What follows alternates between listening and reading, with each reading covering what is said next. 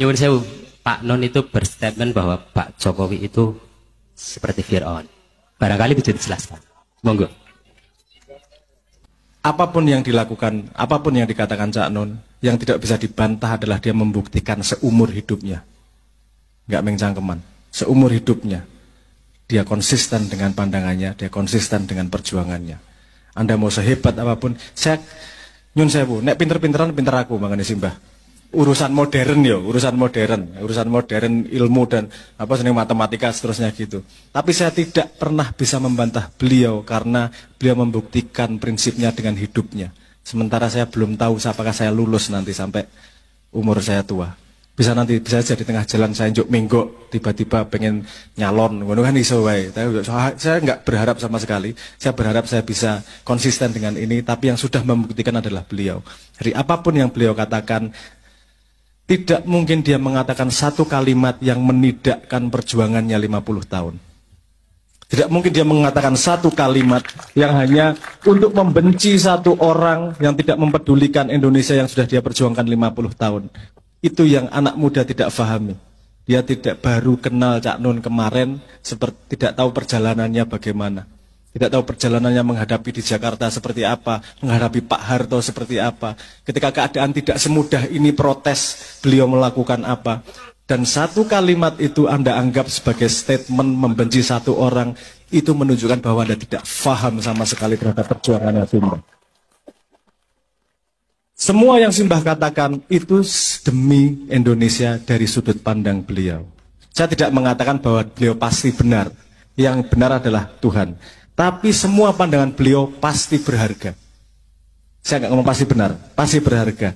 Tidak mungkin beliau mengatakan sesuatu tanpa dasar. Pasti ada dasarnya. Dan mungkin Anda disuruh berpikir kenapa beliau ngomong kalimat seperti itu. Yang hanya saya satu yang berani saya pastikan. Beliau tidak mengatakan apapun karena kebencian kepada satu orang, kebencian pada orang lain. Karena cintanya kepada Indonesia dan masyarakat jauh lebih besar daripada hatinya sendiri. Jadi nek Simbah ngomong Fir'aun, ngomong sopo elek yang kamu tidak terima, itu pengen menunjukkan kok aku bisa ngomong ini jajal woconan. Apa sih yang membuat Cak Nun bisa ngomong seperti itu? Kalau Anda tidak paham, yang biasanya yang paling marah pertama adalah yang sahadatnya sama beliau. Nah, nek cintane wis kepati-pati, kuwi ra ono eleke. Wis entute mama bene wangi mesti pisan. Padahal semua siapapun ada salahnya, ada buruknya dan seterusnya. Anak ini nanti zaman kok yang akan membuktikan. Dan nggak perlu lama-lama Anda akan bisa membuktikan satu demi satu titik sebabnya seperti apa. Nggak perlu lama-lama kok. Tapi pertanyaannya, itu cuma sumber viral atau ngajak Anda untuk berani berbuat sesuatu? Berani nggak berbuat sesuatu? Berbuat sesuatu itu gini loh, bukan melawan person loh. Simbah tidak pernah ngomong buruk kepada seseorang yang tidak menjabat sesuatu. Menjabat. Kenapa menjabat? Karena ketika dia menjabat, hubungannya dengan nasib ribuan orang. Jutaan orang bahkan. Dia ngomong bukan pada orangnya, tapi pada jabatannya yang kebetulan diemban oleh seseorang itu. Tidak ada kebencian orang harus Simbah iki. Wes aku ngerti dhewe lah. Apa namanya? Mohon maaf ini pengalaman pribadi. Pengalaman pribadi. Simbah itu ngadepi wong gendeng iso ngrungokke 3 jam kuwi. Aku gak masuk akal itu. Karena cintanya sama orang datang, saya ini